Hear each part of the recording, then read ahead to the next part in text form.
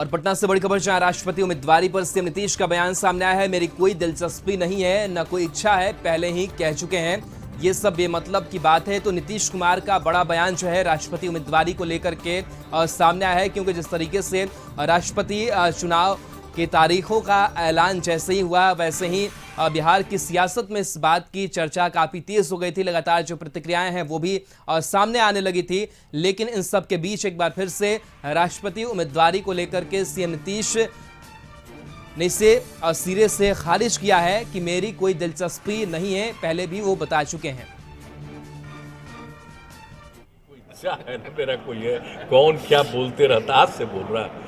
कई महीना पहले चला एक बार, कभी कुछ चला देता है, कभी कोई चला देता है। हम लोगों की कोई दिलचस्पी इन सब चीज़ों में नहीं, हम पहले कर चुके हैं आप लोगों को। आप कोई हमको बीच में मत ला करके मत पूछा उछा करिए, छोड़िए, उसका कोई मतलब नहीं तो गलत कर दिया ना बेमतलब का, वो भी पूरा नहीं दिया, फिर बाद में सफाई भी दिया। ये सब छोड़ कोई मतलब नहीं, सब पूछने से क्या मतलब। उन लोग को भी यही लोग फंसा। ब्यूरो चीफ अशोक मिश्रा जी हमारे साथ जुड़े हुए हैं। अशोक जी, महीनों से लगातार इस बात की चर्चा लगातार चल रही थी राष्ट्रपति उम्मीदवारी को लेकर के, सीएम नीतीश कुमार को लेकर के लगातार, लेकिन पहले भी और अब भी उन्होंने सिरे से इस बात को खारिज किया है। क्या कुछ उन्होंने बयान में कहा है?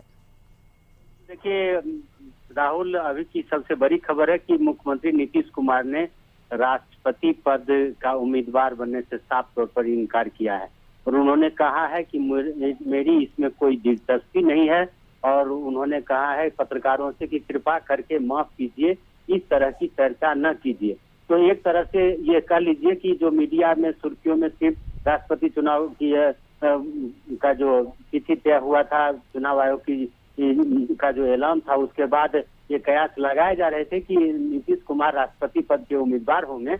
लेकिन नीतीश कुमार ने यह जो चर्चा थी, यह जो खबर थी, उसको सिरे से खारिज कर दिया है। और नीतीश ने कहा है कि मेरी इस तरह की कोई दिलचस्पी नहीं है, मैंने बार बार कहा है और कृपा करके मुझे माफ कर दीजिए।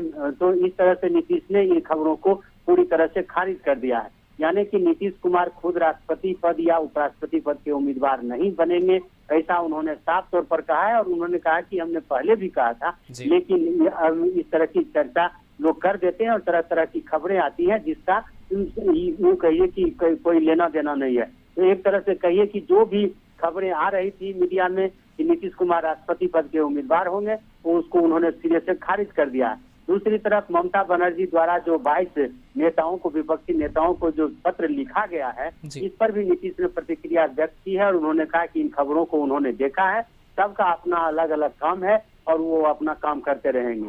राष्ट्रपति चुनाव को लेकर के पिछले 2 बार से जिस गठबंधन में भी नीतीश कुमार थे, उसके विपरीत उन्होंने फैसला लिया था। इस पर भी नीतीश कुमार ने बयान दिया है और उन्होंने कहा है कि हाँ, हमने जिस गठबंधन में हम थे उसके विपरीत हमने फैसला लिया और जो मुझे अच्छा लगा उसको, उस उम्मीदवार को हमने अपना मतदान दिया है। लेकिन अभी वो कौन राष्ट्रपति पद के उम्मीदवार होंगे इसकी जानकारी नहीं है। गठबंधन के तहत भी अभी कोई बातचीत नहीं है। तब देखा जाएगा कि क्या राष्ट्रपति पद के एक उम्मीदवार होते हैं कि अनेक उम्मीदवार होते हैं, उसके बाद ही कोई फैसला लिया जाएगा। गठबंधन के तहत भी अगर कोई बात होती है तो जो होनी ही है उसके बाद फैसला लेंगे। तो एक तरह से अपनी उम्मीदवारी को सिरे से खारिज किया है नीतीश ने। दूसरी तरफ राष्ट्रपति के उम्मीदवारी को लेकर के भी किसी तरह के बयान उनसे परहेज किया है। और तीसरी बात, ममता बनर्जी के द्वारा जो अभियान चलाया जा रहा है उसको भी एक तरह से कहिए कि उसको कोई रिस्पॉन्स नहीं दिया है। यानी कि राष्ट्रपति चुनाव को लेकर के जितने भी कयास लगाए जा रहे थे, नीतीश ने उन कयासों पर पूरी तरह से विराम लगा दिया है। और ऐसी उम्मीद जताई जा रही है नीतीश के जो बयान आए हैं उसे यह साफ जाहिर है कि एनडीए गठबंधन के अंदर भी राष्ट्रपति पद को लेकर के कोई चर्चा नहीं हुई है, अभी कोई आम सहमति नहीं बनी है। या आम सहमति या चर्चा तब होगी जब इसकी अधिसूचना जारी होगी, यानी कि 15 जून को जब अधिसूचना जारी होगी उसके बाद ही इस तरह की कोई बातें सामने आएगी। तो इस तरह से राष्ट्रपति चुनाव को लेकर के नीतीश ने सिरे से खारिज कर दिया। दूसरी बात, देश में जो अभी नुपुर शर्मा को लेकर के जो माहौल गर्म है, उसको लेकर के भी नीतीश ने कहा है कि इसके लेकर के उनके ऊपर कार्रवाई हो गई है, एफआईआर तक हो गया। तो ऐसी परिस्थिति में अब इस तरह की बातें नहीं होनी चाहिए। उन्होंने कहा कि बिहार में भी लगभग 8-10 जगहों पर इस तरह के प्रदर्शन हुए थे, लेकिन हमने अधिकारियों को कहा था कि आप सचेत रहें और यही परिणाम है कि बिहार के लोग भी जागरूक हैं और कहीं से किसी तरह की अप्रिय घटना की जानकारी नहीं हुई है।